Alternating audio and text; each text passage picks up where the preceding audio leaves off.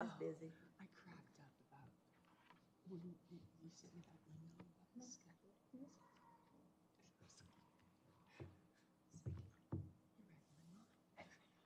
No, 4 o'clock in the morning.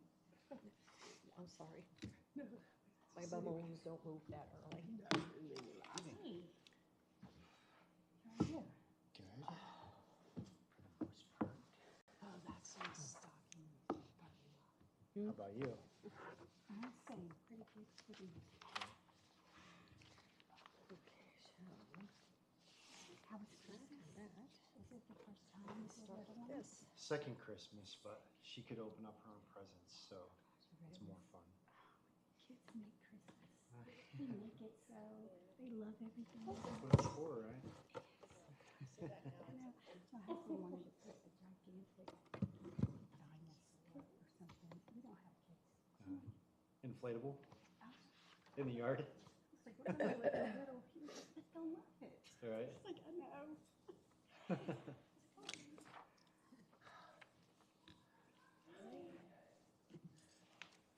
Hello. This is so nice. Hi. It's warm in here. I just feel like you guys are Turn so my far gaze. down. Yeah, me too. It's a big swath here, so hey, everybody's got elbow room. So Right. I need a kiddie chair for my visit, so. I don't know if I ever sat one of these chairs and my feet touch the ground. I never do. And then if I put it down so far, you wouldn't be able to see it over that.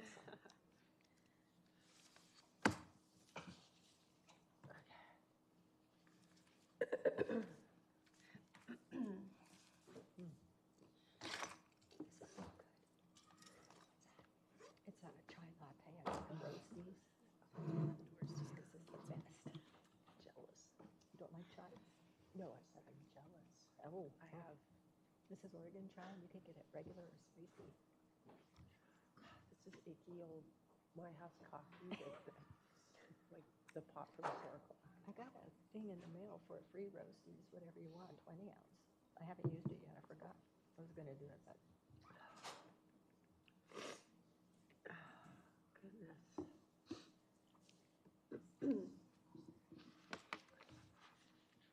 I was looking for everything in my packet that had those little write-ups in the back. Can I ask you a question before we go on record? Yeah, for sure. This planning agenda thingy, which one is this for? Is it for this resolution? Yeah, so this would be resolution recommending approval of special use permit. This is for the regular meeting. Right, that's this. Yeah, Okay, it's for, yeah, because we're just gonna start with zoning board of Zoning. appeals. right.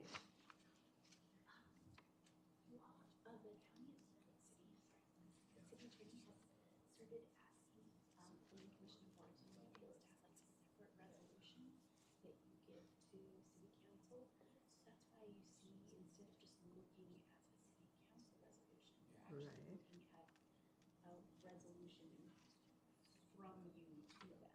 Oh, interesting. Oh, I was wondering why this read the way it did.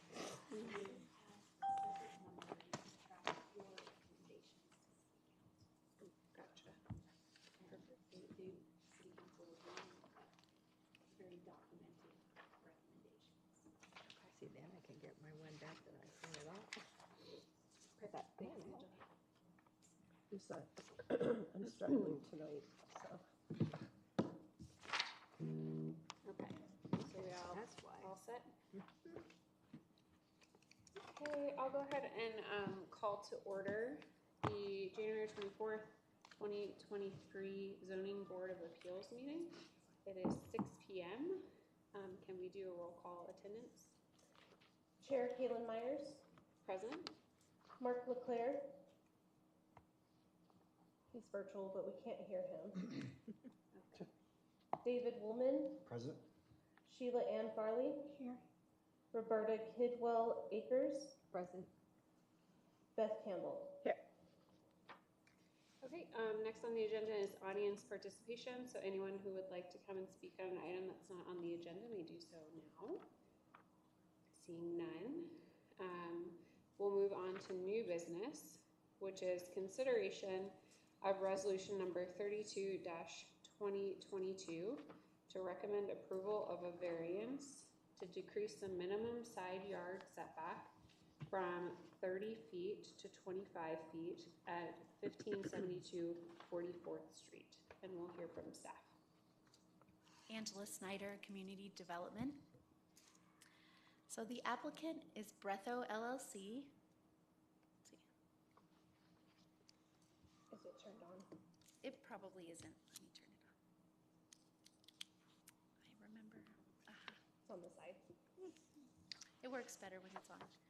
Okay, so the applicant is Bretho LLC, managed by Dennis Johnson.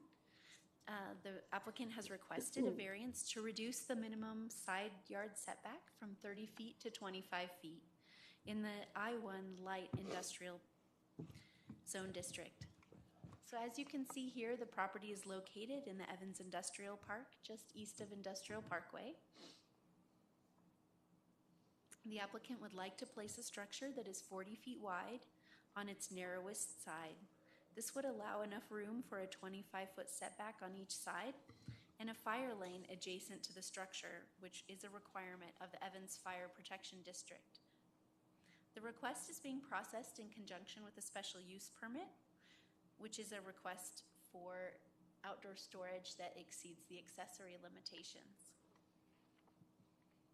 From here, you can see where the site is located. You can see a similarly sized building on the neighboring property, but in order to accommodate the fire lane on that property, the neighbor used the adjacent lot for the access.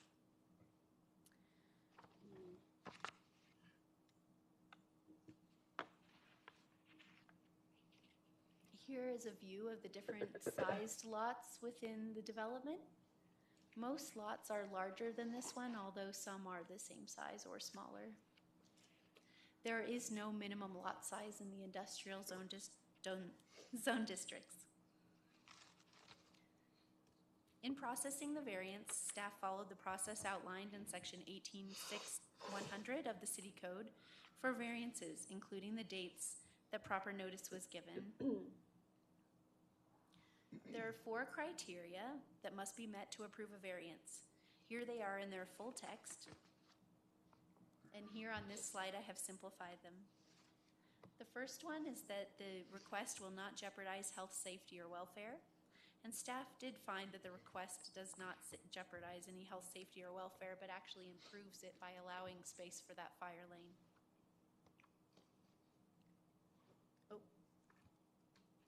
The second is that the request is the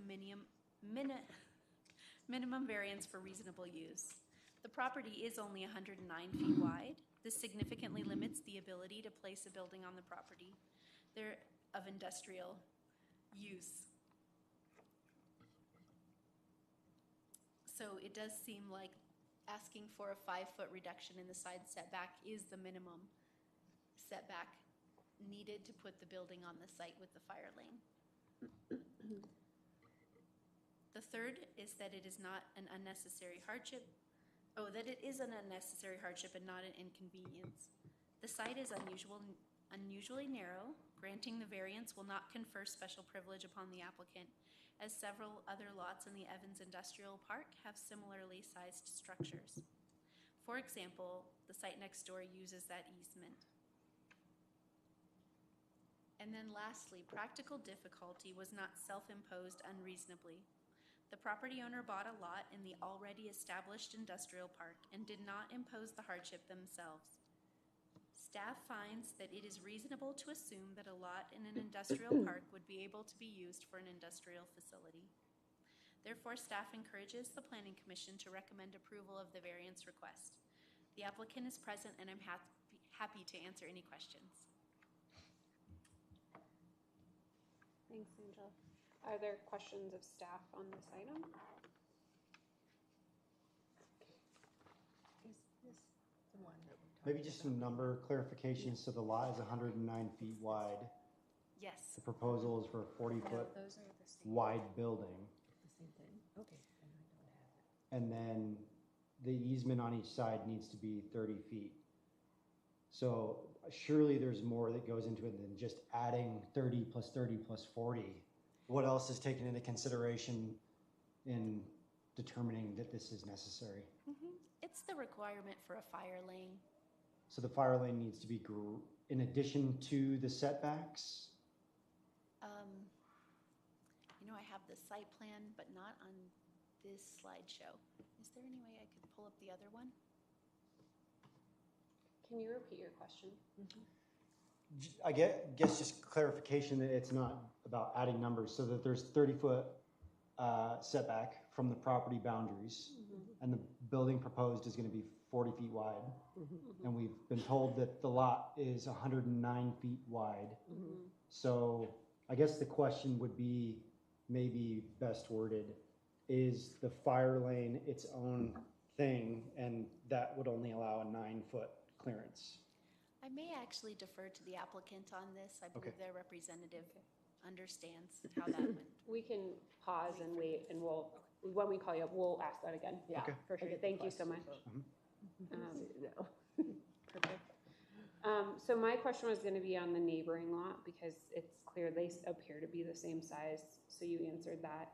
But there are other lots, it appears, that are similar size in the industrial park. So if those develop, we could see them come through this process again, potentially. I mean, we don't know what's going to happen.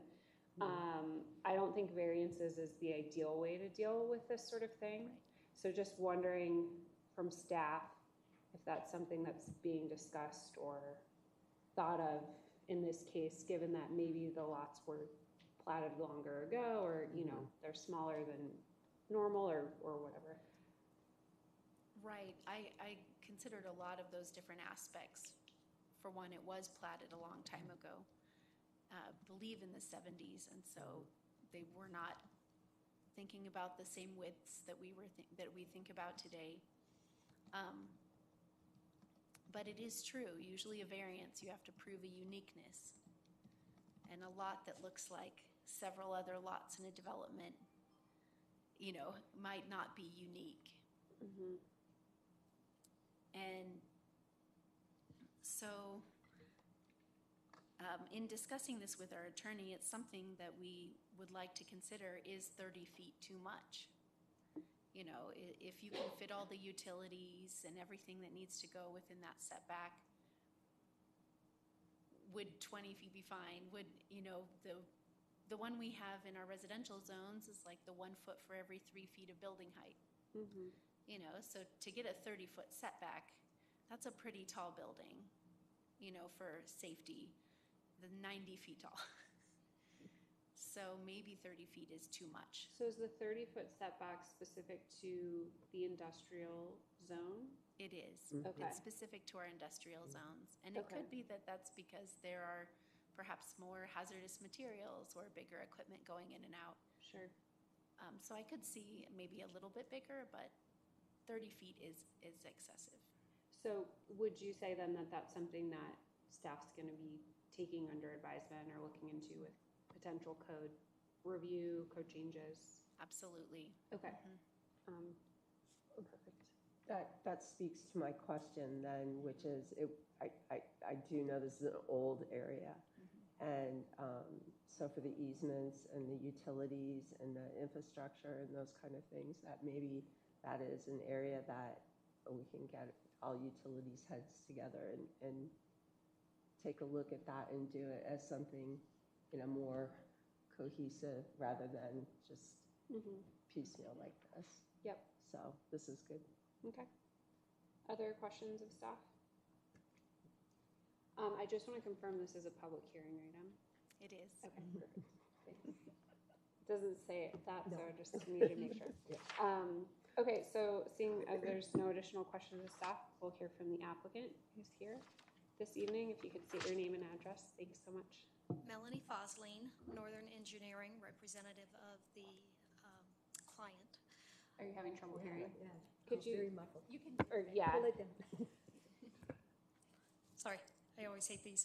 Perfect. Do you want me to repeat that? No, your name is fine. Okay, Melanie Fosline. Yeah. Hi. Thank you. So in terms of the width of the lot, if it's 109 feet, and were you able to find the site plan?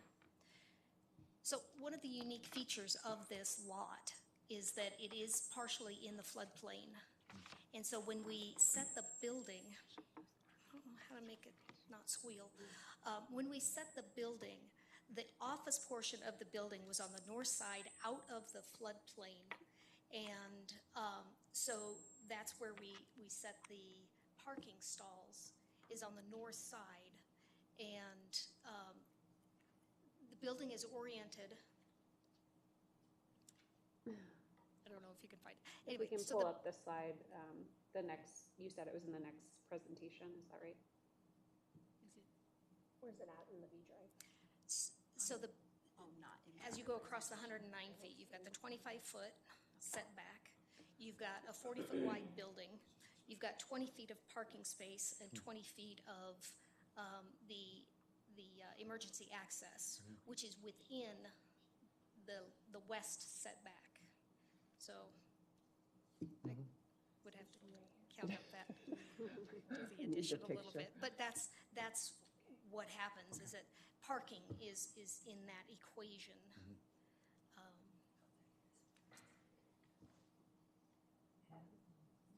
Do you have another drawing with actual dimensions on the site plan?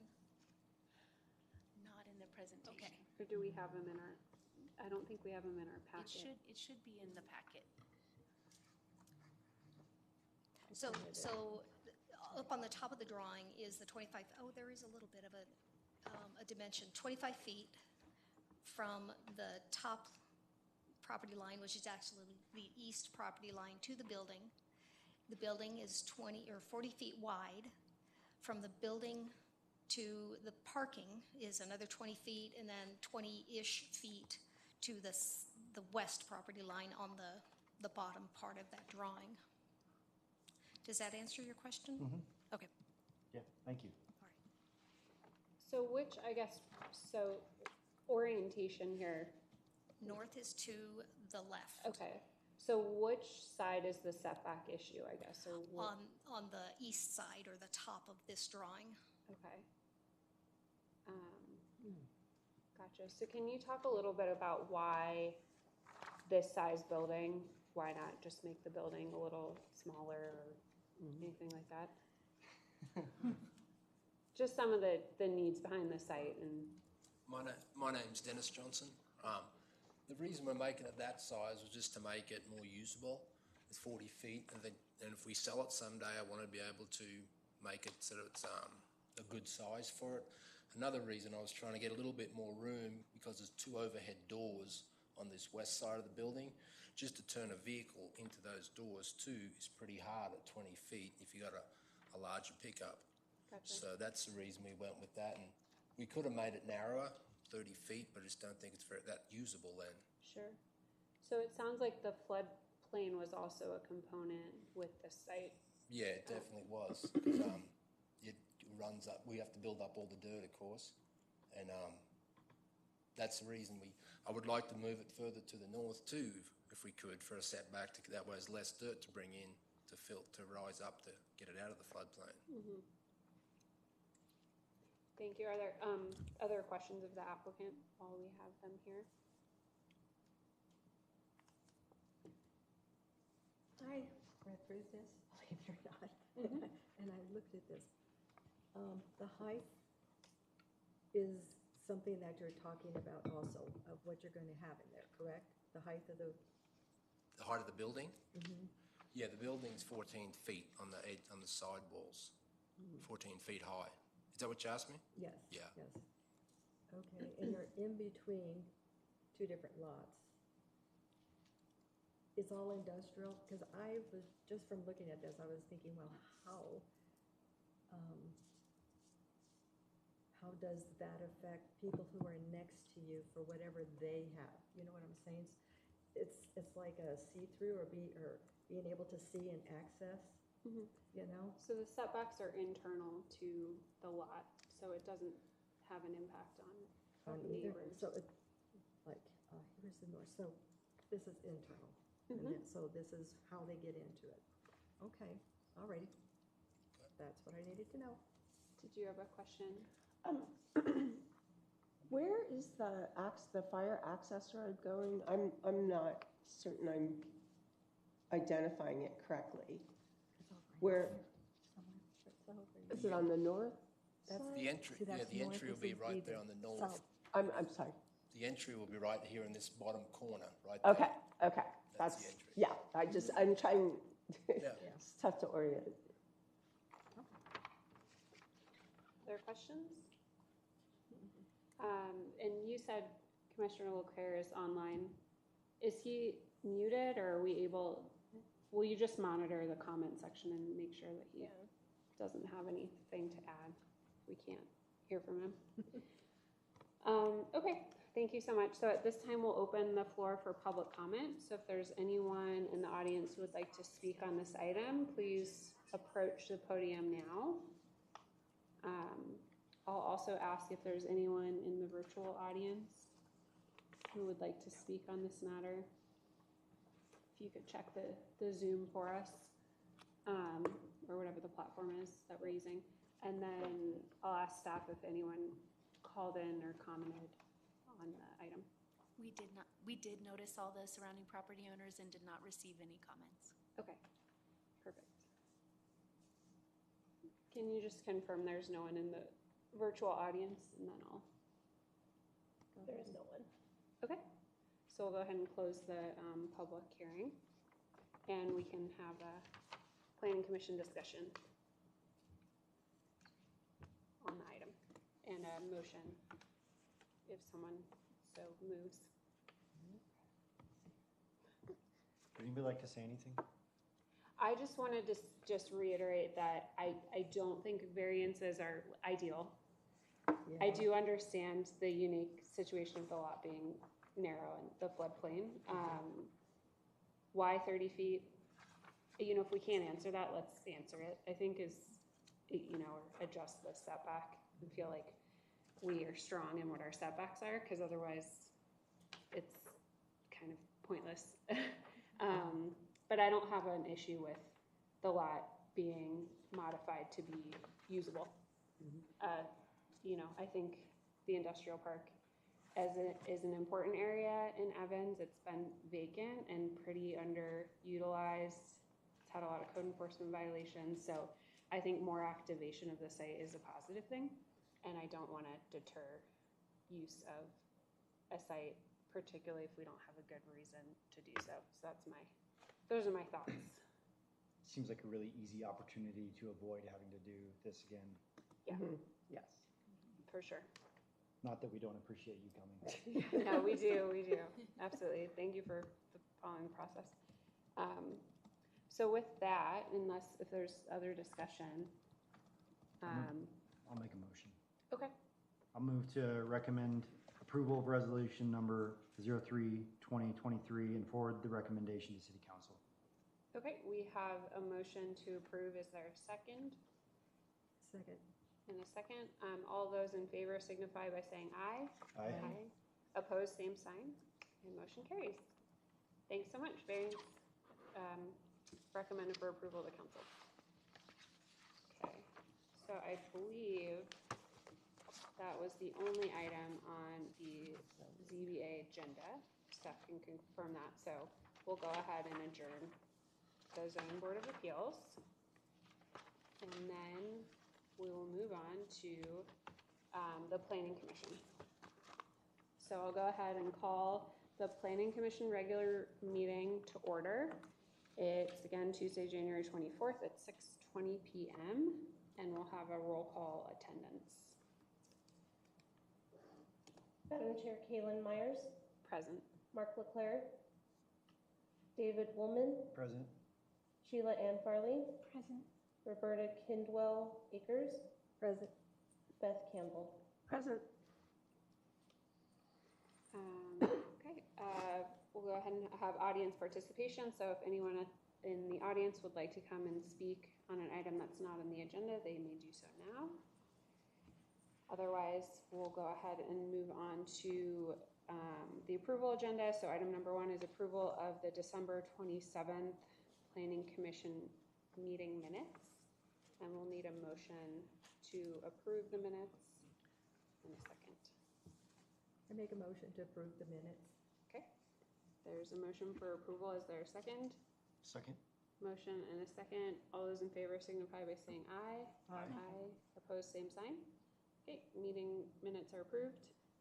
Moving on to new business, consideration of a resolution recommending approval with conditions of a special use permit to allow for outdoor storage in excess of 10% lot coverage, 23%, and an office for certain property located at 1572 44th Street. We'll hear from the staff. Thank you. Angela Snyder, Community Development. As stated, the request is for a special use permit to allow outdoor storage in excess of 10% lot coverage. The applicant is asking to cover 23% of the lot.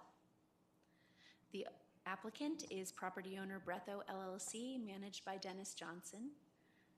The property is located at 1572 44th Street, just east of Industrial Parkway. The property is zoned I-1 Light Industrial. The Evans Master Plan designates this area for industrial use, so that is consistent with the request. The request is for the property to be used as industrial flex space, including an office and outdoor storage. Only the potential use of more than the accessory limitation requires approval of a special use permit. The city has agreed to review all requests through the most restrictive process, which in this case is a special use permit. The administratively approved site plan will be shown on the recorded special use permit site plan, if approved, or if the special use permit is not approved, then the site plan will be recorded by itself.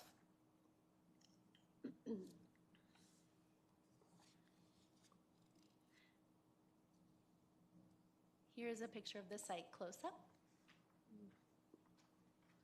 And the proposed landscape plan. Here this shows the zoning. And section 18060F of the Municipal Code identifies the process and procedures that an applicant must follow in seeking approval of a special use permit. So let the record reflect that staff has followed the process as detailed on this slide. There are 8 applicable criteria for the applicant, which are required to be demonstrated in order to receive approval. I simplified the list, but I don't know that that's much simplification. Still pretty small print. So the first one is health, safety, and welfare. Referral agency review, staff review, and public notice have not uncovered any potential for proposed use to harm health, safety, or welfare of the city or its residents. The applicant is proposing uses that are typically found in the industrial zone district and in this industrial park. The applicant is proposing to add screening and landscaping as appropriate to be compatible with the surrounding properties. Number 2, the development of the property in the Evans Industrial Park does provide an economic benefit to the area and the city, and does help to improve the appearance of the overall industrial park as the sites become more and more developed. The third one, this proposal is consistent with all approved plans of record. The fourth one, letter D, compatible with surroundings. This is an industrial use located in the industrial park, so it is compatible. E, the land is physically suitable. The site falls partially within the 1% annual chance special flood hazard area. The proposed site design and structure meet the City of Evans and FEMA's requirements for development within the floodplain. The applicant is working on obtaining the floodplain development permit concurrently with their applications that we're reviewing today. The required water quality pond will be installed on the southern part of the site, and no outdoor storage will be allowed to encroach on that pond area. The next one is F, regarding traffic and parking. The outdoor storage itself will not adversely affect traffic flow or parking in the neighborhood. All associated traffic and parking have been addressed as part of the site design review. And then avoiding an overconcentration of similar uses and locating industrial uses within an industrial park does not constitute an overconcentration of like uses. And lastly, letter M, because H through L do not apply, regards our new outdoor storage code that we just recently approved. And that is the first one, which is regarding accessory storage, which doesn't apply. The second one regards screening from public rights-of-way and adjacent properties. And the applicant has proposed acceptable landscape. And number 3, it is in the purview of the governing body to limit the height of the material storage if they so choose. Staff has not found that that is necessary in this case, but it is available. So staff has found that the applicant has met the 8 applicable criteria and recommends approval of the special use permit. The applicant is present and I'm happy to answer any questions. Thank you. Are there questions of staff on this item? I have one. Yeah. Number 3. Now, having read that over a couple times, it states that the height of the material storage may be limited to mitigate impacts surrounding the other properties. But based on the location of the property, the height limitation of the material storage is not recommended, the limitation, but it says after that, that it's still, the council still has the right to limit, to increase those heights. So how can it be okay, not okay, and okay? So what I was trying to say with that there is that the council has the right to limit the height of the storage. So staff doesn't think that's necessary, but I also wanted to make it apparent that they could if they wanted to. So right now we have no limitations on it. So if they wanted to store, say, cranes or cherry picker buckets or something like that that's taller, because it's in the industrial park, staff didn't find that it needed to, be reduced. But if this request were in an industrial property that was maybe adjacent to a residential property or something like that, then you could recommend to city council, like, maybe they need to keep it under 30 feet or something like that for the height. I understand what you're saying, but to me it's not really clear. If I were that person and wanting to put something on that spot and say, it's okay for now, but then what do they do with what they have there? That's okay for now. Can you confirm, I guess, I think if I'm understanding what you're asking is, once this is approved, it's not as if council could just go back and change the rule on the use of the site. Correct. It's an option through this process to limit the height, but staff's recommendation is not to do so. Yes. So it's not as if once we say, okay, that they can come back and reverse it on someone, if I'm understanding what your concern was. Yeah. I get what you're saying. I really do understand that. It's just that if I were a property next to that property and said that, well, we think this is hazardous to what we have or whatever, it could blow over or something like that. I mean,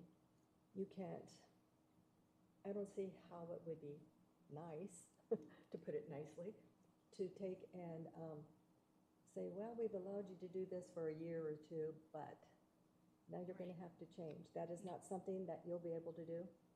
No. Okay. Nope. No, basically, if I'm understanding correctly, this process, once we approve it, then the site is just set. That is it. With those Okay. approvals. Yep. Other That's the only questions? question I had. Other questions of staff? So I just want to confirm, this is coming to us for special use permit because of the greater than 10% outdoor storage. Yes, that's correct. Okay. Everything else on the site would be approved administratively and doesn't require any kind of recommendation or city council approval. Right. Okay. Okay, then that was my Yeah. question. Some clarity of, so the increase from 10% to I think it was 23? 23%. To 23, okay, so that additional 13%, where does that fall as far as within the floodplain? Entirely, Pardon me? it's entirely in the floodplain. It's entirely in the All of the outdoor storage that they're proposing is in the Okay, floodplain. all of it. So we're not increasing any more, but we're still all in the floodplain. Is that Okay. correct? That is, and so, well, in the preliminary, if you look at the effective flood, there's both the effective and the preliminary, which changes drastically on this site. So if you look at the preliminary firm data, which has not been adopted by FEMA yet, it is all in that area. So what the applicant is having to do is ask to add fill dirt. And so that means they are going through the Clomar process right now. Okay. Too. So they're going through all of our floodplain development hoops and things that they need to do for the site. To mitigate what I'm sure commissioners are jumping to that conclusion of having storage in the floodplain, and then there's a flood and things go everywhere and all of that. Right, Yeah. right, because normally we don't even allow storage, Okay. or unless people have mitigated it appropriately, we're not supposed to allow storage of anything that's floatable within the floodplain. Sure. So sometimes you'll see we'll approve the parking of vehicles on an industrial site that's in the floodplain because they have keys, and then they have to give us an evacuation plan for how they're going to get all the vehicles out within, a certain time period when there's a flood warning. Okay. But if you're asking for things that might float, then you have to raise the ground. And the proposed equipment that will be stored, is that unknown at this time, or? We can ask. Did we? We can ask the applicant. Okay. Yeah, when they come Okay. up. So, to be clear though, this additional 13%, the whole floodplain discussion mitigation would be happening regardless Right. of this Yes. additional storage. Right. Because, I just wanted to know if there was more. yeah, absolutely. Okay. So Okay. there's a process that they're going through separately for the floodplain item. Yes, Okay. absolutely. Thank you so much. Other questions? Again, I'm assuming if Commissioner Leclerc is on board that He's he'll on, but. get in touch with us. I don't want to totally leave him out. Okay, so seeing as there's no further questions of staff, we'll go ahead and invite the applicant up to give a presentation, speak on the project, or just answer questions. Right. I guess mainly the outdoor storage, it would be vehicles, is what I'm trying to put out there, like a trailer or a truck, something like that. And obviously, I was there in 2013 when the flood came through. Everything, saw what happened then. But it's basically vehicles, and I just don't think there's quite enough room at 10% in that area. I know it's in the floodplain still, but I think 10% is a little bit. I'd like to have a bit more if you guys would approve it, to have a few more vehicles. So essentially, to talk through your process, you're looking at the site, you're calculating the square footage, that's 10%, and you're saying, I'd Yeah. rather have this much space, and it just came out to the 23. 23%. Okay. Yeah, that's how it came out to that number. Okay, that makes sense. Questions of the applicant while we have them? When you say vehicles, are you talking four-wheel vehicles, 18-wheel vehicle, like tractor trailer, RVs? The truck and trailer, like a semi is going to be a little bit tough to even get in that lot unless you backed it off the street. More will be like trailers up to 30 feet maybe. Yeah, so like straight trucks Pickup, and, yeah, then a pickups and Okay. smaller trailers, okay, things like that. Maybe Okay. Cargo trailers. okay, And if there's some material that's non-floatable, like steel, that stuff would be stored in that area too. Anything that's not floatable, okay, we would have there. okay, And on the end of the building, we do have another 12 feet built up to park vehicles too for storage on the south end of the building. But okay. we're applying through FEMA for that extra fill dirt to go in there. Okay. So. Okay. Other That's- questions of the applicant? Okay, thank you so much. No worries. So at this time, I will go ahead and open the floor up for public comment. So if there's anyone in the audience who would like to approach and speak on this item, you're welcome to do so now. I'll also keep an eye out if there's anyone in the virtual audience, and would ask if we've received any calls, comments, questions. No, we sent out notice and did not receive any comments on this case Okay. from surrounding property owners. Perfect. No So- virtual. Thank you. Okay, seeing none, I'll go ahead and close the public hearing. And we'll go ahead and discuss among planning commission. One note I wanted to make, I think the suggested motion is for resolutions 4-2023, but I think it's actually PC resolution 2023-01. Is that? Oh, that's correct. So if you would say, I approve, to approve the resolution, what is it, 2021, or 2023-01, It sounds like yes. which Yes. recommends approval. Okay. Yeah, I I think apologize. just the motion language has the number incorrect, essentially. Mhm. Just want to confirm that. Unless I'm on the wrong staff No, I report. think that was a change from Okay. staff trying to change over into having your own, The new the new format format. we talked about. Okay. So any discussion on this additional outdoor storage item? I don't have any. I think they pretty well explained what they Yeah. were gonna be doing with it and where it was gonna be, so. Yeah, absolutely. I think it's another, just basically limitation of the site, it sounds like. With it being a percentage of the site, so smaller the lot, the smaller that footprint. It kind of goes hand in hand, so. And I think it's going to give us an opportunity to dig into some more information. It sounds like, and I could be very wrong, that it might be a good time to address that whole area as far as infrastructure and the floodplain and mitigation that people are doing, and so that we can have something really cohesive, just like the cohesion of our master plan. And so another opportunity to dig some of this stuff up. Just as sites start to Yeah. develop. Yeah. Yeah, Absolutely. certainly. It'll be a well-oiled machine.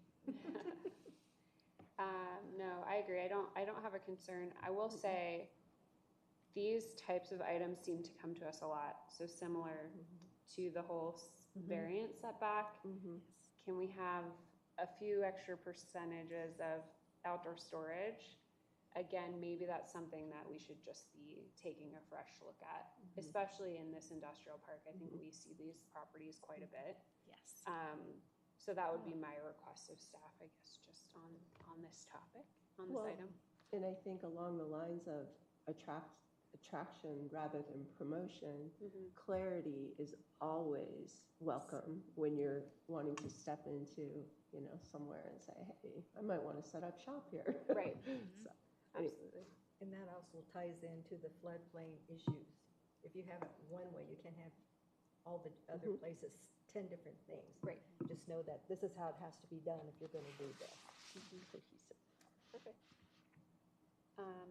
Other comments, and if not, I'll entertain a motion on this item. And again, the resolution is 2023-01. Not the 04? Yeah, so you can just read that one. Okay, so, all right, I move to forward the recommendation of approval for resolution, PC Resolution 2023-01, to the City Council with the suggested conditions of approval as proposed. Okay, so there's a motion for approval. Is there a second?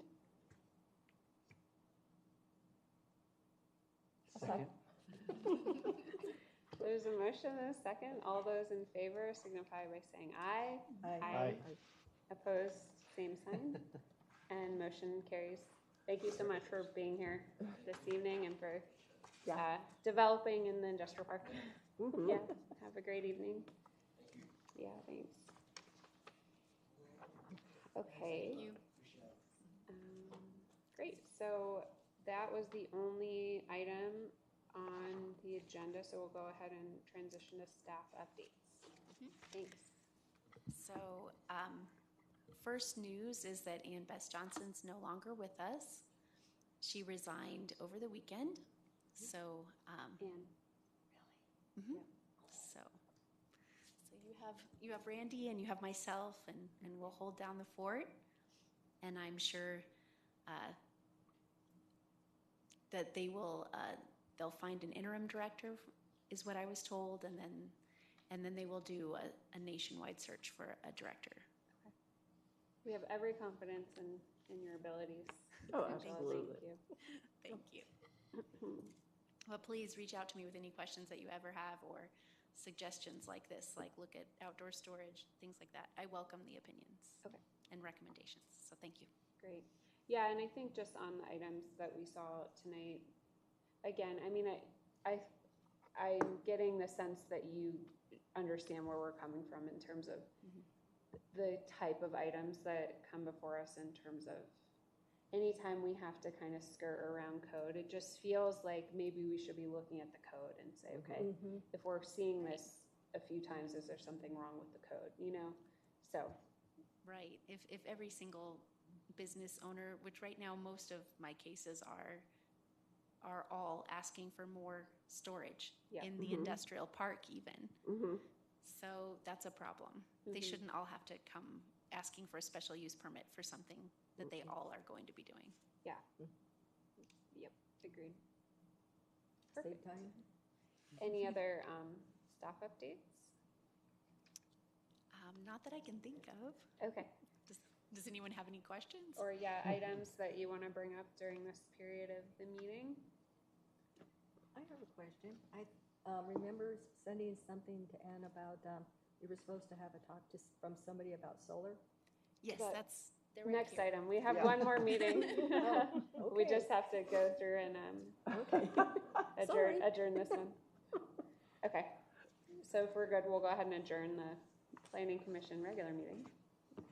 And I'm gonna open up the work session, That's right, which it's the work session. was scheduled for 7 and it's 6:43, so we're ahead of schedule, which is excellent. Good job. And again, do we need a call to order and approval and everything for work session? I don't think so. I don't think Okay, so. so we're all here, thank you. And it sounds like we have a presentation on scale solar energy facilities. And you can come sit here. We're in casual mode now, work session. Yes. Well, hi, thank you so much. I'm super excited to come and speak with you. I think the purpose of the invitation for me to come today was because, as I understand it, solar is not a recognized use case right now for land in the city of Evans. And so Planning Commission, Planning has been taking a look at that and saying, again, to be proactive, is this something we should start to take a look at? So I think the purpose of me coming here tonight is just to tell you guys a little bit about solar energy development, kind of what it is, what it isn't, answer any questions you might have. I'm a community member volunteer. I'm not being, paid by planning or anybody to do this. So I'll tell you a little bit about sort of why I'm here and the qualifications, and then we'll sort of get into the presentation. And feel free to just ask any questions. This is interactive. You said community member, are you local here? I'm in Fort Collins. Okay. Yeah. So, but we do a lot of work in Weld County Yeah. and everything else. So the company that I work for is called Solus Energy Consulting. And so just to give you an overview of who we are, we've worked on about, if this means anything to you guys, 80 gigawatts of renewable energy projects since 2009.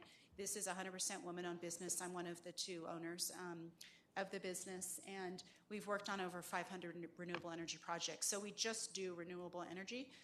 We don't do any other technologies. We are purely a consulting company, and we work for developers. So our clients would be the people that would come to you to try to get zoning or overlays or things like this, but we don't develop properties ourselves, so we're sort of a neutral party. We come in and we provide expert testimony as needed to planning commissions like yourselves. So we're just here to sort of educate you guys on some of the issues and about solar and answer any questions you might have, so you guys can start to think about whether you want to, draft something into your regulations and things to recognize this use case for the city. So that's sort of the purpose of tonight. Is that okay with meeting expectations? Okay. So, and this is a very basic presentation. This may be too basic for some folks. It may be more advanced. I'm trying to give you guys sort of just a general overview. So again, stop with questions, or if you know all of this, I will go faster. So to talk about the types of solar photovoltaics, there's a couple of different types that you guys are probably have seen and will see. The first one is residential. That's typically rooftop. People will maybe also want to put it ground mount in their backyard. I think you guys have quite a bit of residential solar, and you're probably pretty familiar with that as a technology. The second type that developers are working on is something called commercial and industrial. And you may hear the term behind the meter, and that is an industrial user that is going to put solar in their yard within their framework and have it be behind the meter, so they're actually using their own electricity. So that's what behind the meter means. It's for self-use, but it's larger than like a residential rooftop. So it may be a larger scale facility, but it's still just being used by that user. And then utility scale is where you're going to have a third party who's designing projects typically larger than a threshold of 2 megawatts. And that number is important for a reason which I'll explain in the next slide. But typically these are the larger projects that are, 50 acres, 200 acres, 1,000 acres in some areas, right? These are the very large projects. Typically this is a developer who's developing a project and then signing an agreement with Xcel Energy, right, or somebody like that. So they're selling electricity to a utility who is then providing the electricity to consumers. So that's a different commercial transaction. Again, these three are all different types of transactions that you'll see. And then the third or fourth type, and again, I mentioned the 2 megawatts. You guys may have heard of the term of solar gardens. And so a solar garden is a community-based project, and typically what they'll do is, this is designed for like residential consumers who want to do solar, but they cannot put something on their roofs. And so developers are out there now under legislation in the state of Colorado that allows this. They're basically subscribing to a specific facility, and so instead of paying, Xcel's giving you the power, but you're actually enabling a project by, buying from a specific piece. So the example up here, we're showing like the Johnsons may be allocated these modules, and a community center may be allocated specific modules. So this is actually a contractual structure and a legislative structure that was put in place by the state of Colorado. So there's several different community solar gardens in the region. So the end customer, the residential person, would contract with a solar garden and then be enabling the project to move forward. Xcel or whoever it is, Poudre Valley REA, is still actually delivering the electricity, but there's the commercial transaction between a consumer and a solar garden directly. So it's a little bit of a different commercial structure, and these are becoming more common. There are several participants that are offering community solar subscriptions. Xcel Energy is actually offering this one. There's a company called Standard Solar, which has several community solar gardens in the state of Colorado, SunShare, and then there's some other ones that are working on this type of structure. So this is a little bit different in terms of use. These might be, a developer might come to you and say, hey, I want to put it adjacent to this residential neighborhood because it's going to service that residential neighborhood. So it's a little bit of a different use than a larger scale facility. So these have to be under that 2 megawatt size, and that's why the 2 megawatts is important.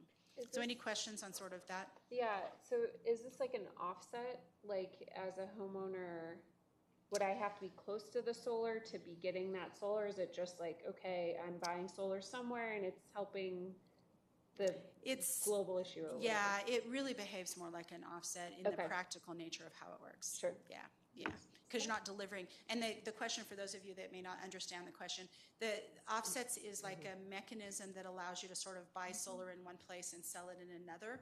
And it's a transaction, whereas the other option, like the behind the meter, the electrons that are being generated are actually going to that customer. So it's more of the community solar is more of a transaction versus the direct electrons are going directly to that customer. Does that make sense? Yeah. Okay. So this is a super high level, very quick. How does photovoltaics actually work? Just so that you guys understand the technology. It's very simple technology, actually. And so solar modules, the active ingredient in them, if you will, is silicon. And so polycrystalline silicon is in these modules. And basically what happens is the sun hits the modules, sun photons, and they literally knock electrons loose. The electrons are knocked loose, and then the solar panel is designed to move electrons from the solar panel out of the solar panel. And so there's something called direct current. If you can think about direct, it's sort of one way. It's a one-way door. So the electrons are coming from being knocked loose from the silicon into a collection system that's moving that electron. So that's when you guys have probably heard of AC and DC power. AC power is alternating current, and that's what comes into your home. Direct current is a one-way flow of electrons, and that's what solar energy produces. You guys are going to hear and have a question when developers come in to talk to you about how long is the facility last, right? You guys will say, hey, is this 20 years, 30 years? People will give you different answers. The silicon, over time, PV modules degrade. And so every year they're going to produce slightly less power than they did the year before. And there's many reasons for that, primarily because as solar panels, again, this is crystalline structure, as solar panels heat up and cool, they start forming microcracks. And so the connections to let those electrons flow out over time degrade. And so the amount of electricity the facility is generating in 20 years is less than it did in day one.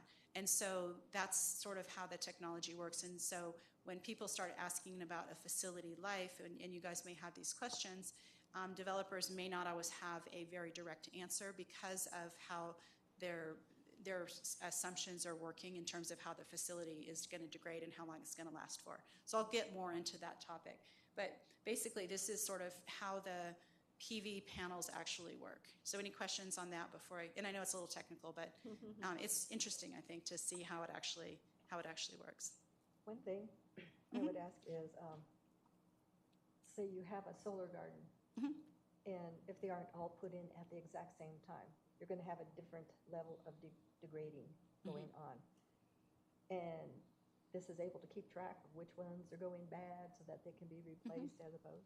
Okay. Yeah, it's really, and this is actually true for most technologies, but there's a pretty sophisticated monitoring system that goes into solar facilities. And so we can tell sometimes down to individual modules, but what happens is, and I think the next slide will maybe explain this a little bit better.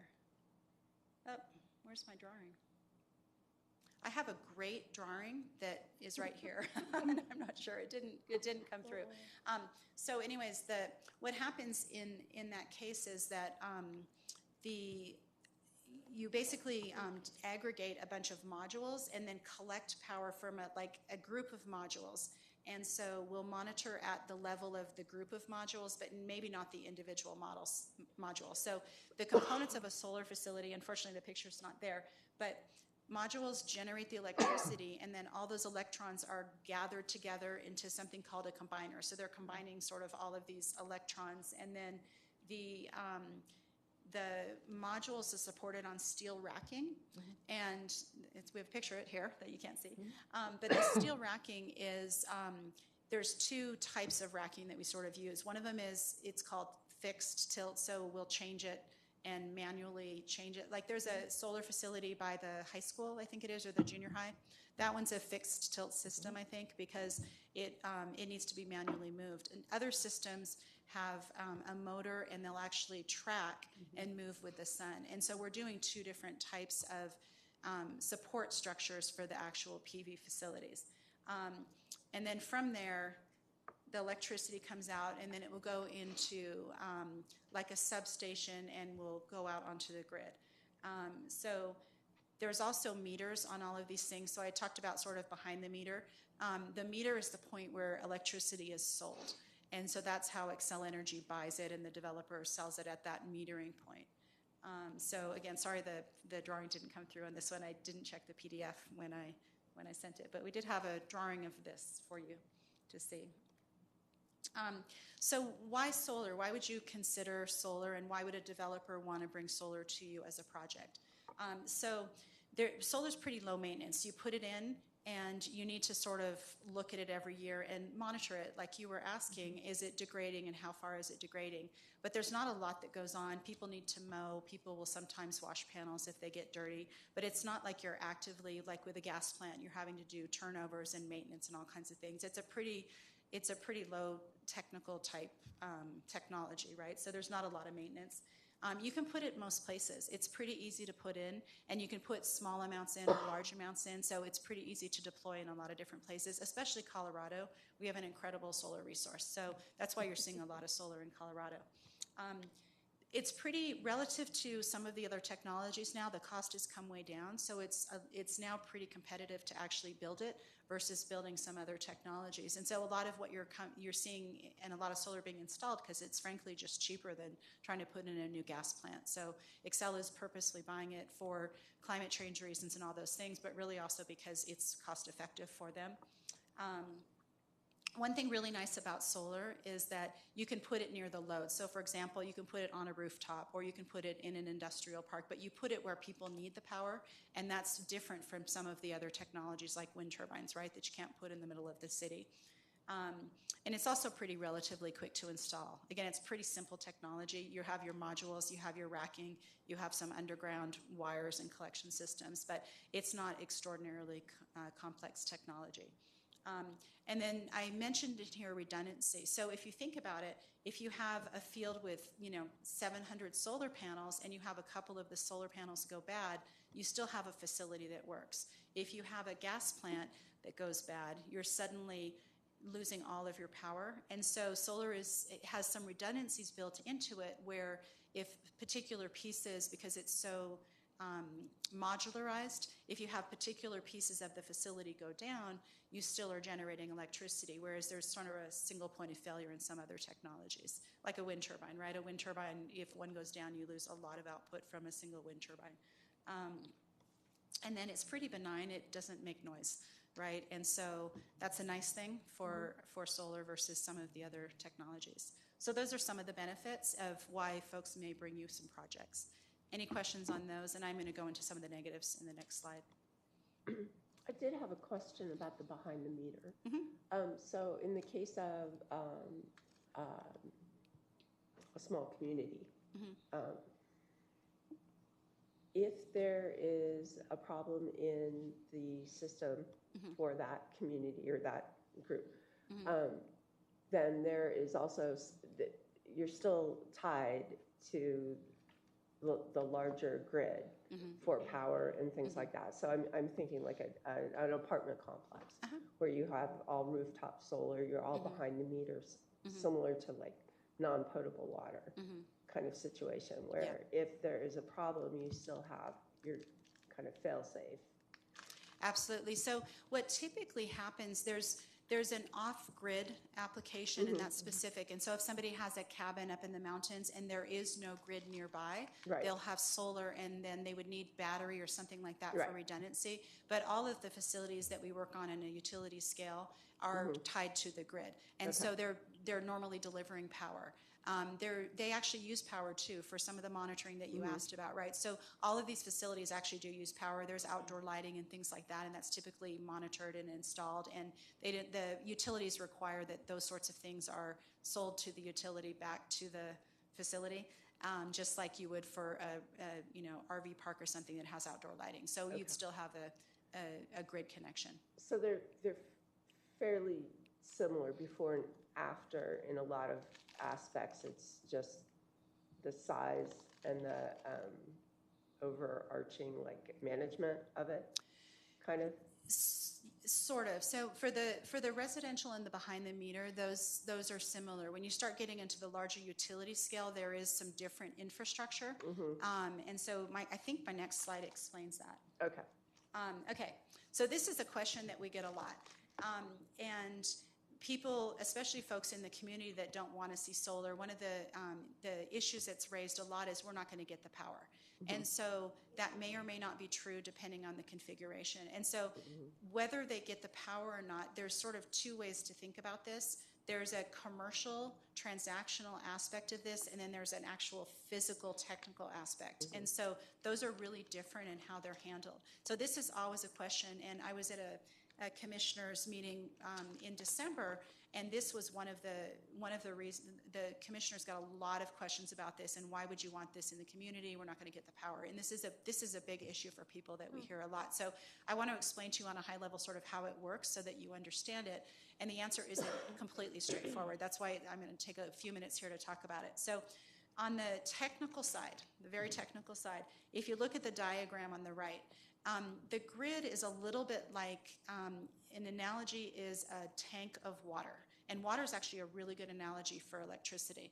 So you have AC generation, that's alternating current generation, flowing in, and it goes into the grid. So that thing on the right is the grid, right? And you have a bunch of different sources putting energy onto the grid, and you have a bunch of different sources pulling it off. The actual electron that the solar farm makes, or your gas plant makes, or your wind turbine, it all gets mixed up together, right? So you're not getting that particular electron from one facility to that end customer, right? It's all put in that pot and it's all mixed up. If you have a facility that is in your community and it's connected a particular way, which I'm going to talk about next, you're more likely to have reliable power in your community. There are some projects where you have an enormous project and you have a very long transmission line and it goes somewhere else, and in that case there is no benefit. I'll give you an example. The state of Maine has a lot of wind power generation, and they've been trying to put in massive transmission lines that are going to all go up to Quebec. And in that case, there's a direct line between the wind turbines and Quebec, and the people in the state of Maine are not getting electricity from that project. So that's an example where you wouldn't get it, right? There are many examples, though, where you do get it. So now if you look to the diagram on the left, and this is, again, a little bit complicated, but when you look at the generation, and there's a couple of different generators shown in here, you'll get it, and solar is a generation, gas is generation, coal is generation, nuclear. Like, it's all the same. It's all generating electrons. So take solar out of it and just think about generation, and this is true for all generation. When you have a large generator, like a large solar plant or something else, you put it on a transmission line, and you move that power into a community when you have a large generator. A community solar garden is a little bit different profile. So if you look at the blue circle where I have solar garden there, the solar garden is actually putting electricity not in the large transmission lines, but in what's called distribution lines. Those are the smaller poles that you see around your community. And community solar comes in at that level. So the community solar is actually injecting nearer to where the people are, right? So those electrons are sort of actually staying in your community, even though the transaction may be with somebody in Longmont. So what that's doing essentially, as you're putting in electricity into your community, it's propping up the grid. It's creating more electrons so that if a lot of people turn on their lights all at once, you don't have a brownout, right? So you're getting the beneficial use of it in a lot of applications in solar, but it's a commercial transaction that Excel may be buying, and they have subscribers all over the state. So that's why it's a little bit hard to answer that question, but there is actual real benefit from a technical standpoint to have resources in your community. So I know that's a little bit complicated of an explanation, but does that make sense, or do you have questions about that? Because this is an important question we get a lot. Well, I have solar. I have 35 panels on my roof. I love it. My house is all electric. It doesn't matter. Excel gets $5.70 a month for use of their line. And I have a rollover account going. But the fact of the matter is, if the electric is gone, your solar doesn't matter. Yeah. Okay, unless you have a battery backup. Correct. So what kind of, if you were doing a small community, could they not have their own self-sufficient battery backup of some sort like that if it were not a huge array? Yes. So how do I change this? My next slide is about batteries. Oh, actually, it's not. I'm going to go ahead, I think it's 2 slides, and then come back to this one. 3 slides. Okay, this one. So solar is what's called an intermittent resource. It only generates on sunny days. It doesn't generate at night. Wind, same thing. It doesn't generate when there's no wind. So one way to make your power more reliable, and this is the same for a homeowner and the same for a large facility, is to put storage, energy storage in your system. And so that increases access, and it makes it, around the clock type access. So in some of the further slides, I am talking about, if you guys are looking at storage, I would also think about, if you're looking at solar, I would also think about storage, because those go hand in hand, and I think it's important, and most of the applications that you're going to get are probably going to have both. And so you might as well roll that in as you're taking a look at storage as a potential use case if you do choose that you want to consider it. So some of the downsides to solar are wind and weather. So, when it snows and the panels are covered, you're not generating. We do design solar panels for heavy wind. We design for uplift. There's a lot of engineering that actually goes into the racking at the bottom. They can be damaged by hail. The glass is tempered, but there have been losses for hail damage, and that's just an unfortunate thing that, it damages your cars. It can break your car windshield, right? So it's kind of similar to the car windshield. It's tempered glass, but sometimes if you get big enough hail, it will break the modules. One of the issues that do come up, you guys may have heard of or not heard of, I don't know, but glare and glint. So glare and glint are a reflection off of the surface of the solar panel. To differentiate, glare is where you're driving and you're sort of blinded by the person in front of you and you just can't see. Glint is where there's a flash of light and it sort of blinds you and you have the image and you retain it on your retina for a period of time if you guys have had that. So that's glare and glint. That's what that means. But they do potentially have glare and glint issues. Solar panels are designed to absorb light.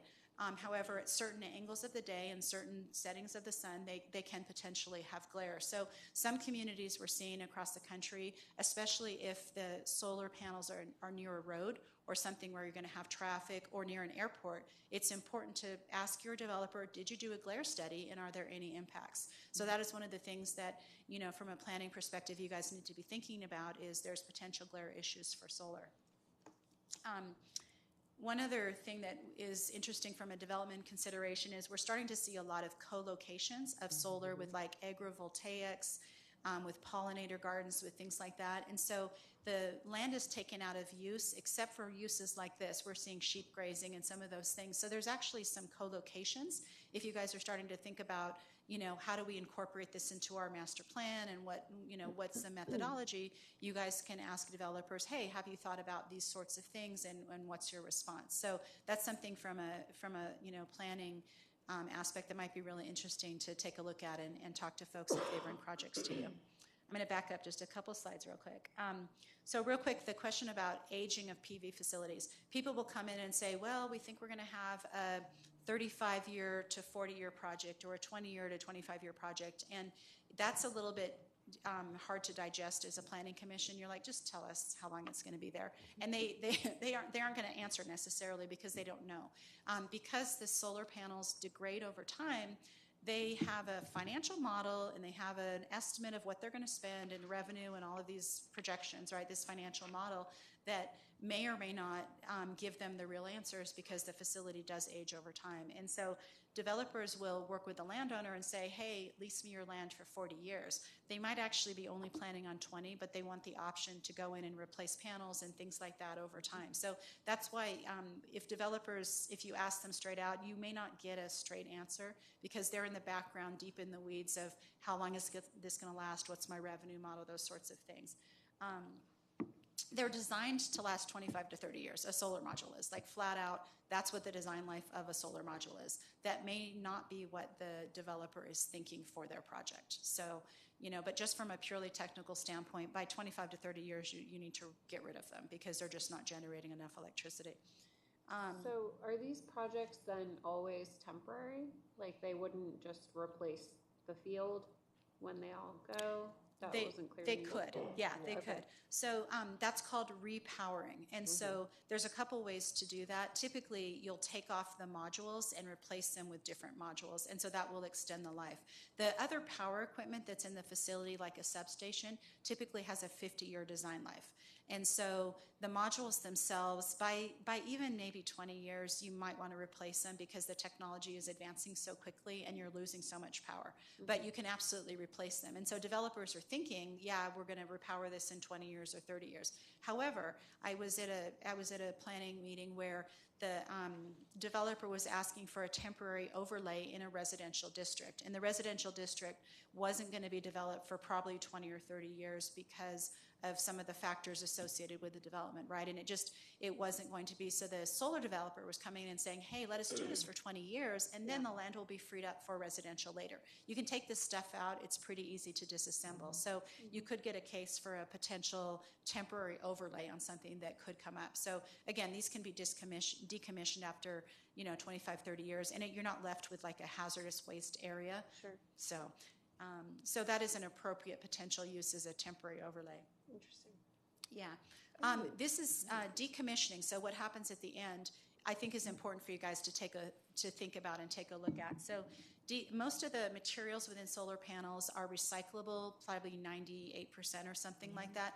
Just because they're recyclable doesn't mean that they're intending on recycling them. So that's a good question to ask, right? What is actually your plan upon decommissioning of the facility? There's a lot of electrical equipment. There's a lot of stuff there. People will change the grade of the land. Do you want them to put it back to the original grading after the project is over? We are seeing in some jurisdictions where planning committees are saying, hey, that sounds great, but how do we know you're not going to be bankrupt in 25 to 30 years? We want a bond that you guys put in place. And we are seeing people require decommissioning bonds in certain jurisdictions. So asking for a decommissioning plan is absolutely all done in many, many jurisdictions. And then depending on what the plan is, you may or may not ask for a decommissioning bond. But that is a factor. When we were doing renewable energy in the 80s, there were a lot of wind projects built where the developers went bankrupt and stuff is just sitting there, right? And these are in particular areas in the country, but developers need to be responsible and they need to have a plan to take the stuff out when it's done. Have any of the developers ever been approached to just as a practice site? Say you have a subdivision who has a big vacant field out next to it, and we'll let you put it in, get it all hooked up, see how everybody likes it, and let us rent it from you for 10 years. Potentially, yeah. I mean, there's a lot of different commercial structures that people are using. There's a structure called build, own, transfer, and it's a commercial type of structure where a developer will come in, build the facility, own it for a period of time, and transfer ownership. So that is something that we do. Typically, somebody pays at that transfer, right? You're paying for that facility because there's real value to it. But that is a structure that developers have done, and I wouldn't say it's as common as some of the other structures, but it is done. So if you had it for 10 years and you said, well, this isn't really working out, so we quit paying you rent, you come and take it and put it back to the way it was? That's why it's not a common. Yeah, it would be impossible, I'll just say flat out impossible to finance a project if there is a risk that they're going to have to get rid of the project in 10 years. Right. The developer just won't be able to finance it, so the project would not move forward. Right. You guys are interested, I think, in encouraging investment in the city, and this is a potential way for investment, right? And so you also need to look at sort of what are the impacts, but then we want to encourage investment, not dissuade investment. And so the part of the reason to even talk about solar regulations as a permitted use is because right now, for a developer to come in, they don't really know what they're going to need to do, and it's not really allowed. And so there's a lot of risk in that process for somebody. Whereas if you guys have whatever the process is that, defined, people are going to be more interested in coming in because they know what the rules are, right? So that's sort of one of the reasons to actually have it be a recognized land use for the city. Are there any cities that are using it for their buildings, covering their buildings with the top as? Yeah, the city of Fort Collins has been doing a bunch of stuff, and it's actually all over the place. We did a huge project for Calgary, actually the city of Calgary, where we looked at every single building they owned and which ones would be appropriate for solar, and then they built several facilities. So people are coming in with sort of a master plan and looking at all of the resources that they have, both rooftop as well as empty land that the city owns, and saying, hey, let's come up with a plan for solar deployment for the town. So on the topic of like the region and other communities in northern Colorado, are you seeing them start to integrate this in their code? Oh yeah, yeah, Master plan. yeah. So Yeah, there's specific, and you're probably, I would defer to Angela because she was working for the county of Weld, and I think she's more probably knows which particular cities have it, but there's many cities that have specific zoning for it. I don't know if you want to talk about that. I was just wanting to understand, is this the tide that's coming, and that's what prompted this whole presentation and discussion kind of?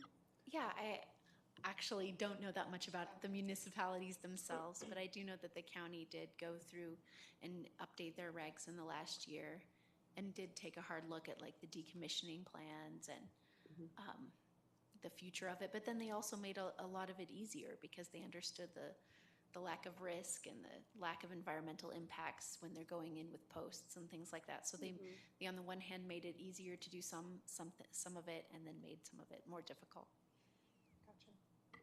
Okay. I don't want to jump your presentation. I do have other questions, but That's fine. I'll wait. And if you look at sort of the statistics of what's coming, a wave is coming, I will tell you. It's all over the U.S. We're working in every state. People are putting in massive projects. I've been to multiple different planning commissions in the last 6 months on behalf of clients, not just in Colorado, but in other jurisdictions.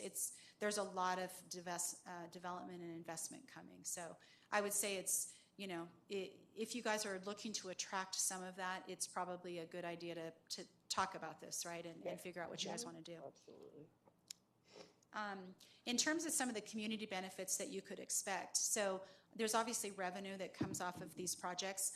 One thing that's nice about solar is it's a tax revenue generator, but it really doesn't use resources. It's not like putting in a residential neighborhood with like 300 homes, and then you have to have school facilities and fire and all these sorts of things to service it. It really is it's a great way to collect tax revenue with not a large tax burden. So it's a net positive for cities. Can you explain the tax revenue? Because it's not sales tax, is it? I mean, how does that work? Like when someone's... So you're increasing, for property taxes, you're increasing the value of the property, right? And so you're going to have incremental property taxes. And then I don't know what folks are doing in Colorado I can speak to Texas because we've done some of that work in Texas. Communities will negotiate a specific payment in lieu of tax revenue that's coming to the city. Like the different, community, like the counties, the fire district, the hospital district, they'll actually negotiate agreements directly with the developer for payment in lieu of taxes. That's how it's done in Texas. In Colorado, I'm not sure, other than property tax increases, what's done. But because we run on sales tax. Yeah. So to me, the argument against it would be the solar array is basically taking what could be a retail property. Yeah, well, you're selling electricity, so there's that and that's transaction. The question I have, and I'm not sure how utilities are taxed versus and retail that was other part of things. that behind the meter. So if it's going to your community members and your community is paying the tax on. So I've heard different, because I've kind of followed this a little bit around the country, and there's some incredibly creative ways that communities have tried to figure out what is a win for them, and it depends on their grid and their infrastructure and their Because location. there's the policy decision as a city leadership, so say city council, to say we want to promote renewable energy. So if that's the case and our city council supports that, as a community member of Evans who votes, I would hope that could be something. I don't know if that's the case for our council, but so that's one thing, and that's like a checkbox in the positive side. Right. But so then there's the question of like the economic benefit to the city and all of that, which See, Yeah. I have an economic benefit from it, because Sure, as a- whatever I produce, Yeah. that overproduction goes into a rollover count for me, and. And that's when- you as a specific resident who's But as a making a community. personal decision to do Right. something. Right. Yeah, so when you're thinking like as a community as a whole and land being limited and development and, you know, it's Right. all those other things that come into play. So it's interesting. Yeah. But the ability to, especially with our master plan, I'm thinking about the ability for us to take land and utilize it in multiple beneficial ways. And again, attracting developers and And I think And the bond. it'd be a question down the road of designating areas, zoning that it's Exactly, allowed. So right, where part would of it that. be allowed? part of And- that master. Totally, yeah. Okay, there's a lot here. It's just, yeah, interesting thoughts, I mean. Sorry. So I think we owe you a response on that one, because I haven't been working on tax stuff in the state of Colorado, but we can, I will bring an answer back and send it Yeah. through Angela so that you I guys think it'd understand just that better. be, as staff are considering, just yeah. to come forward with a presentation that says, here are the potential economic benefits. Obviously, if a site that's vacant is being developed, will have impact fee, one-time revenue.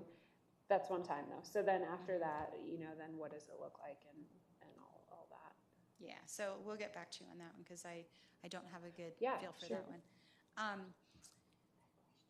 So I talked a little bit about agrivoltaics, co-location. There's some interesting projects going on. There's one called Jack's Solar Garden in Longmont, which I think they do tours. They have like a resident artist outreach, all kinds of stuff. So if you guys want to go see what it looks like, that would be an interesting project to potentially just go kick the tires and get an idea of what it looks like. That's a partnership with NREL and University of Colorado, where they're basically exploring how agrivoltaics could work with photovoltaics together. So it's sort of a test case that they're doing there. And then as an example, we were recently involved in a couple of different hearings, and the developers a lot of times when they're coming in will provide benefits to the community in addition, like they could put in a viewing point, they could put in, placards about sort of solar and how it works, and do kind of, make a community area where the community could come and, learn about solar and things like that. A lot of times developers would be happy to go into local schools and talk to students and those sorts of things, right? I mean, you can sort of reach out and propose, hey, what are you going to do for our community? What jobs are you going to bring? How are you going to recruit people? Those sorts of things. And that's absolutely appropriate. And developers are doing that all over the U.S. And so, there's a lot of potential things you could sort of get in the form of goodwill from developers as you're going through this process. With the jobs, the job creation. So most of the jobs are created during construction. Okay. And during operations, there's very little maintenance, That's honestly. what I was thinking. Yeah, so it's really just during that construction window. Yeah. I'm working on a very large project in the state of California that's created over 1,000 jobs during construction, but that's a very large facility, right? It really depends on the size of the facility. Sure. So a solar community garden may be, call it 40 jobs for 8 months or something, right? Yeah. So it's not huge numbers until you get into larger scale projects. Because I think jobs is a compelling economic development For sure. consideration for the city. But again, with it being one time during construction, that Right. It's limited tempers benefit. it. Limited However, benefit. if it's done in something similar to like Jack's Solar Garden, something like that, where then you have an area, a designated area, where you're doing community, come on in, take a look. We're doing pollinator gardens. We're doing these kind of things that you can, because we're small. And Right. I don't Yeah. thinking too much. If it's part of like a business, Yeah. then it's just a part Yeah. of that business that makes sense. What kind of technical difficulties what job potential is there for an electrician, or what level of expertise does it require to? That's a really good question. So there's a bit of the Inflation Reduction Act, the IRA, is designed to help create jobs in renewable energy. And there's a lot of requirements in that act for developing apprenticeship programs and things like this for renewable energy. So we as an industry are going back and trying to figure out how to train people and bring people into the industry. It's a really big topic of conversation right now in renewable energy. So there's a lot of jobs for electricians, because when you're plugging in the modules, there's a lot of wiring that needs to get done. Those are not necessarily needed to be done under code by electricians. In some jurisdictions they are, but then when you get kind of below that panel level and you get in the ground with the wires, which is called a collection system, that is all done by electricians. And so, you know, there's civil grading, there's, you know, people building the roads in and out. The module assembly may or may not be done by electricians, but that's a lot of handwork that people are there plugging modules in, doing wiring. There's, within the control systems for the facilities, there's programmers, you know, there's supervisors, there's, you know, construction personnel that are, you know, putting the piles in. So there's just a lot of the construction trades are represented within construction. Does that answer your question? Yeah, I'm also curious though about, I mean, if you're talking about a facility that's massive, which you know, we may never encounter within our city limits, but if you've got, there's got to be some kind of motor mechanism for if you have a tilt on it that go out. So I mean, there is, it's not all jobs for just being built. There is maintenance, That's true. and some of it is, maybe it's just mowing, groundskeeping, Yep. but there also is the potential for an electrician might need to replace a motor of some kind, right? Yeah, so there's, in the tracker maintenance, there's a regular maintenance schedule for all that stuff. There's mowing. You need to go in and check wires. There's actually something called performance engineering, which is sitting at a computer monitoring the performance and trying to optimize the performance and the tilt of the angles and all kinds of stuff. So there's a lot actually in the background that's maybe done in a control center. When you get to a larger facility, that facility would be connected 24/7 to an operations center, and there's people doing the monitoring of it. There's people doing the contracting, the maintenance. There's a lot of technical jobs that are more desk jobs, you know, the accounting firms and all those sorts of things too. So it's not just sort of the guys or gals that are doing tracker maintenance or something. So We also benefit from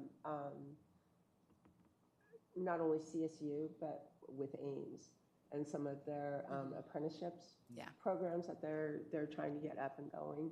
So, you know, I can see where this could be a real win-win-win for not only our community, but outlying, not Fort Collins, no. one of the fastest growing jobs last year in terms of percent, not in terms of numbers, was actually PV installer. So there's a huge demand for people that have that skill. And so there's, you know, I don't know how many 100,000 of jobs in the U.S. It's not on a total job basis the largest, but from a percent growth, it's one of the largest growing occupations in the U.S. So. Thank you. We have a lot of sunshine.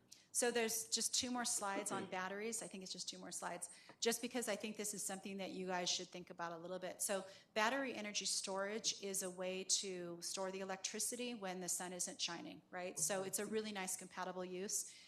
When you guys are thinking about battery storage, it's much more similar to your cell phone battery than it is to your car battery. The car battery is a lead acid technology. Right now, what we're deploying in these large scales is lithium ion technology. That's the most common. And so there's a lot of reasons for that, and I'll keep that short, but they're very optimal in terms of energy density. So that's why you're seeing them in all the vehicles too, because there's a lot of energy in a lightweight vessel, whereas lead acid batteries that you use in your cars are just heavier. And so this is just a really good way to do energy storage because of some of the lightweight aspects of it and things like that. And you can also charge and discharge continuously. Battery storage, like PV, has a specific shelf life. It's around 10 years. And so after about 10 years, you either need to replace stuff or you keep needing to add batteries. It's the same thing with your cell phone, right? And it depends on how often you're charging and discharging every day. So this is a similar to your phone batteries. There's also very little that happens with these in terms of maintenance. Like you literally put batteries in these little containers and it just sort of runs and charges and discharges. And there's a lot of people in the background on the computer doing stuff, but there's not a lot of on-site maintenance, except that these have HVAC systems. They have heating, cooling, ventilation systems, and those do require maintenance. So your HVAC, like in a commercial building, similar system, you have to go change filters and do those sorts of things in these things. So there is a little bit more on-site work with respect to like HVAC maintenance, grading, snow removal, repairing fences, those sorts of things. So that's the sort of thing that you'd see in terms of jobs.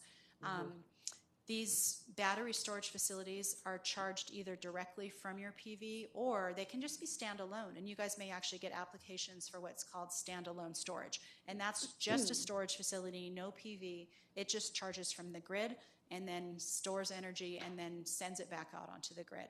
So that is actually also being deployed in the state of Colorado in several different locations. And there's no PV associated with it at all. It's just its own type of facility. And it really increases grid reliability, keeps brownouts from happening. And then another thing that people are using this for is, we did a big project in San Diego County, I guess it was last year, and they have so much PV on the grid in San Diego County, they needed to store it somewhere, and then when the sun went down, discharge it. And so it's also being used for those types of applications where they're just collecting the electrons produced during the day with PV, holding them, discharging them at night. So that's a second application that you may see. So my question being these standalone, like, those are more appropriate for, say, an apartment building or condominium complex, or smaller, would that be? So I don't know that you would do them in that application. As a homeowner, if you're really you have a PV system, if you're really concerned about a blackout and you're going to lose power for 5 days, then maybe you would put one in. The same thing with an apartment building. These are actually utility scale. So Xcel Energy is building these all over the place because as they're putting in more solar and wind into the grid, they need to try to balance it so there are no brownouts because solar and wind are intermittent. So they're using these large scale facilities to just store electricity so they can keep the grid stable. So it's really being more used at that level, not the apartment building. Although people like Intel up in Fort Collins have battery backup, right? Because they have these processes. So you'll see industrial users do backup systems because if you lose 10 minutes on a supply chain, you're losing millions of dollars worth of, conductors. That's where my head is. Yeah. Yeah. So. Wrong way. Any other questions about storage? How much will one of those run me?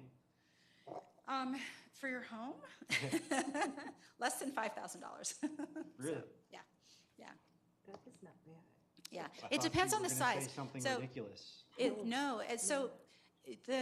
when you're thinking about it, just to take it offline for a second, but when you're thinking about it in your home, you're not going to back up everything. You're going to back up your refrigerator. You're going to back up, if you have somebody on medical, device or something, right? You're going to back up a few critical systems. See, when the lights go out, I want my house to be lit up and everybody else can look and see. Yeah, I mean, you don't design for that. You design for critical systems within your home. So maybe that's, your fridge and a couple lights in the house and some other things, right? So you really think about, because I'm getting too technical here, but when you put one of these systems in, you want to get one circuit in your house that's connected to that. That's going to be the most affordable way to do it. So you look sort of at what you need and then you design your house for that so that 7 things are going to run, but you're not going to run your maybe dishwasher and your clothes dryer, right, if you're having a brownout or a blackout. But they're not that expensive. You can get a smaller system for the critical systems, and that would be good for your electric heater and whatever for a day or two, right? So yeah. And it's interesting because we don't really have blackouts or brownouts. And why is that? Is that a population issue for California? Is that something that could happen? So that's a great question. So that's part of it is demand, but there's Fort Collins did a really good job early on of undergrounding everything, and so we have less failures due to critical weather for like transmission lines in this region. So that's part of it.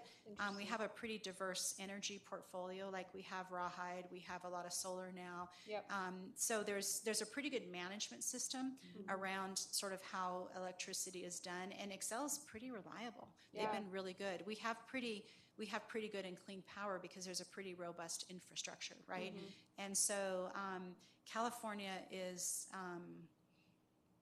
just grown so fast, right? It's the Yeah. grid has not kept up with the demand, and they have real issues and real problems. And We're I going to could- get there, though. I could see, That's- yeah, why that We're gonna get is there. a more compelling argument for California. So my thought was, yeah, could we get there? No. The undergrounding thing's really interesting. Mm-hmm. That makes a lot of sense because we don't have the issue of Yeah. wind blowing down power But lines. one thing to think about is, coal plants are coming offline. The grid is fundamentally changing, and over the Yeah. next 20 years, there's going to be massive changes to the grid. And so, Yeah. we as a human species need to look towards stuff like storage because things are going to change, whether you like it or not, or agree with the reasons or not. It's changing, and so we need to figure out how to do that. And that's the So- strategic planning piece of it that Exactly. I think we could hit Yeah. pretty hard with like a council or a leadership team. It's like, okay, it's not a problem today, but we're getting But there. it's coming. Yeah. So up here, I just sort of put some of the things as you guys are talking about this, you should probably think about, right? Think about both storage and PV because I think you're going to get applications for both. There's a really good co-location of solar and like brownfield sites. If you guys have old industrial sites that you can't put people in, this is a great use, right? Behind the meter, we are seeing a lot of oil and gas customers that are suddenly saying, hey, I want to put PV in just to cut my energy cost. And so you may see a lot of these behind the meter type applications, and having something ready for them would be really nice. And then I talked already about temporary overlays. Like this stuff doesn't need to be there forever, and you don't end up with a super fun site at the end, right? So, there could be potential temporary applications. The other thing that you guys had actually, and I think it was Commissioner Campbell in the planning thing that you did, you talked about let's create investment, attract it, create certainty.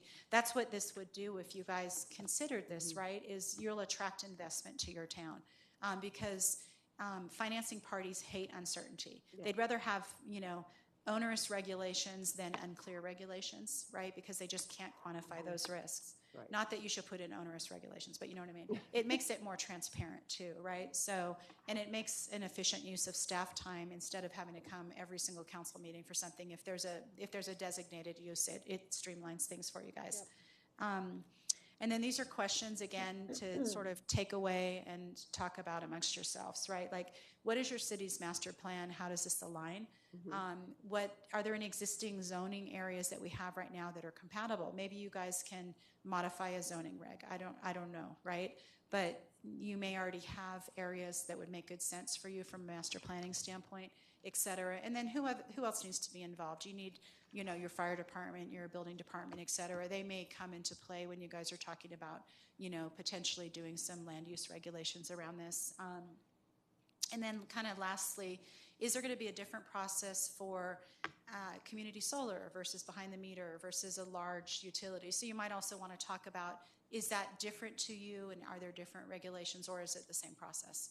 So just some things to think about and talk about as you guys are considering if you want to take any action in this area. So that's kind of Solar 101.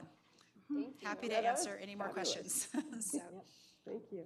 lots of great information, definitely. Few questions, probably more of staff. So my first question is kind of what is prompting this? Like, are we seeing solar inquiries? What made us? Yes, Have okay, so just in the last, let's say 10 days, I've had 3 solar referrals from Weld County on our borders.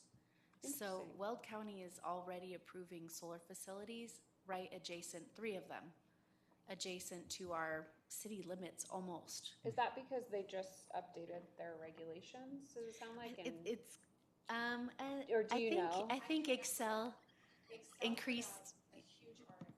Yeah. Power between now and 2028, and they're looking for 1,800 megawatts. Okay. And everybody is looking because Yeah. they're putting in new transmission lines. Okay. So there's a demand for it locally. right. Yeah. And Interesting. it always comes in waves. I Sure, definitely sure, learned sure. that at the county, when the RFP went out, because then you get like Yeah. a bunch of pre-applications all at once. But I know before Ann left, I know the impetus for this too was she was seeing these pre-applications come in, and they were all refusing to annex. we don't have any way to permit these solar facilities. So there, for example, there's two right to the south of Mountain Tracks. Right, one's adjacent to Mountain Tracks, and then one's like another parcel or two over. And the thought was, that's totally in our urban growth area, and the city would like to annex that, but now there's a solar facility there. There's no way they're going to annex for another 30, 50 years. And if we had a great streamlined process to offer them, then perhaps we could convince them to bring that project into us so that that land and that, the road can be continuous. So that, we've annexed part of the road, but now the rest of the road is next to a solar facility, so there's going to be no reason to want to annex that road. Just kind of brings, it would be nice to bring the project into us. From a practical standpoint, I don't know how we could convince someone with the way that the county's done such a good job of streamlining the solar process, that I don't know what we could do to convince them to come into the city. Our IGA with Weld County specifies that the only way we can kind of force our hand on getting them to annex is if they're asking for something that is big enough that it has to go to the Board of County Commissioners. Well, their new regulations are that most solar facilities don't, they're all administrative. They don't need Board of County Commissioner approval, so then they don't trigger the IGA, which doesn't trigger annexation. Two of the ones I got this week, though, are big enough that they don't require a change of zone, but they do require, what we would, similar to our special use permit. So maybe. So when it says that solar is not allowed today, is that true? Would it be through special use permit or to me, that's kind of a question of interpretation. We have public utilities allowed in all of our zone districts. Now, does solar count as a public utility has been a question. If it's this on the ground behind the meter at a commercial site, I don't know that that's an allowed use right now. Roof solar, yes, like if it's part of the building, but if right now there's kind of this gray area where if it's a commercial site, but they are giving into the grid, is that a public utility facility or not? Now, if it's a utility scale facility, you probably could count it as a public utility. Well, based on her definition of how it all works, it's all going into the same spot anyway, right? Right. Unless they're storing in a battery, it is a public utility. But it's the size of the project, isn't it? That's the trouble. Well, and there are solar arrays in the city. At the school, I think has a site. There's one across the street behind some houses. I think the old wastewater plant. I think we've leased solar before.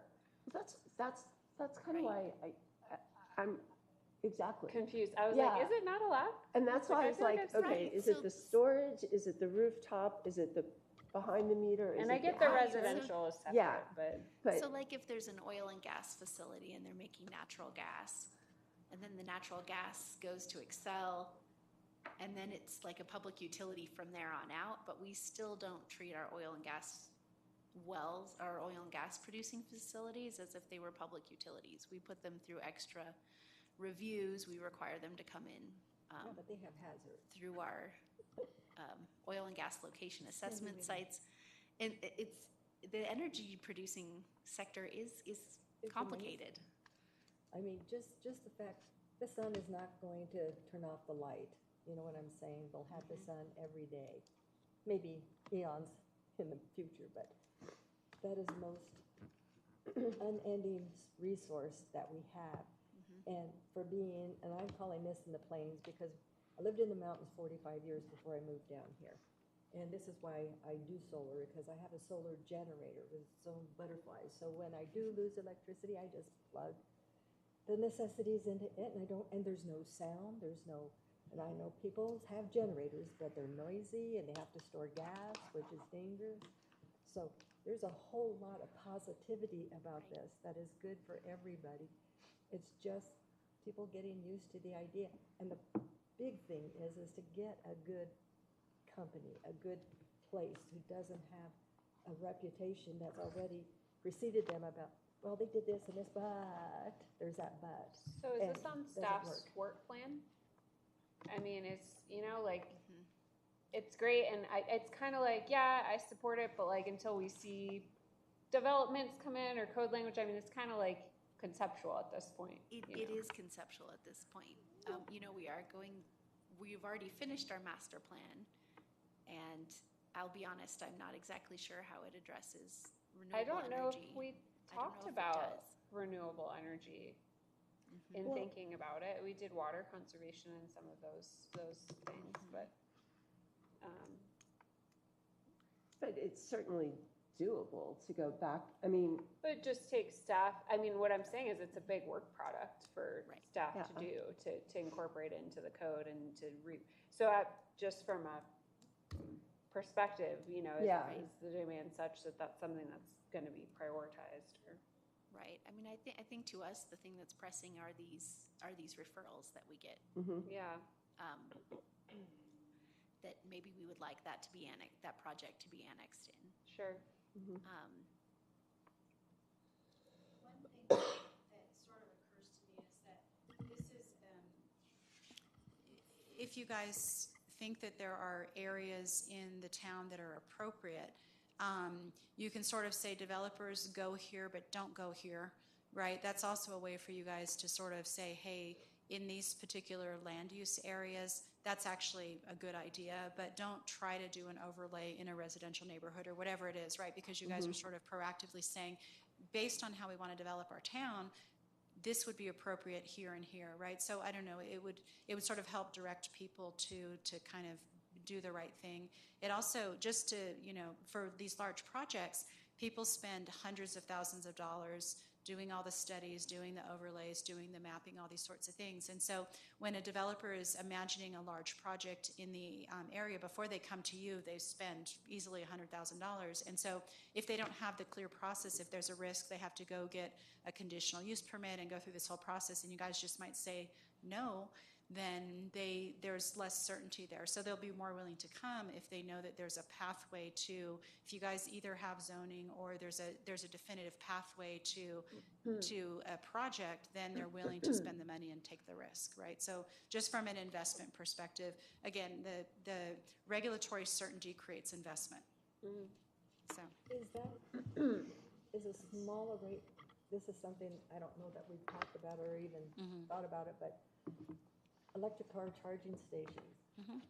One of those would work great because there are people who are getting the hybrids and there's no place to charge them. Yeah. You know, so that's one way to make money out of it, I think.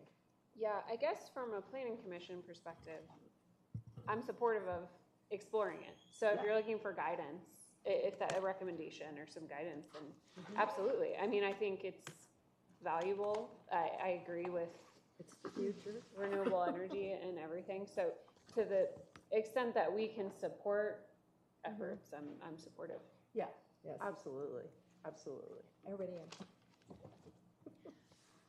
And I love it. Well, then if we can put something together, then we'd probably bring it back to you as a work session item Yep. to kind of say, would- here are some ideas. Yeah, What do you absolutely. think about that? And having it be zone restricted makes a lot of sense, you know, and just to that earlier point of not taking away from a potential like retail Right. center. Well, obviously, but like, what about, you know, industrial sites or, you know, whatever it Right, or that maybe. south of the river, you know, ag Totally, site. that whole area.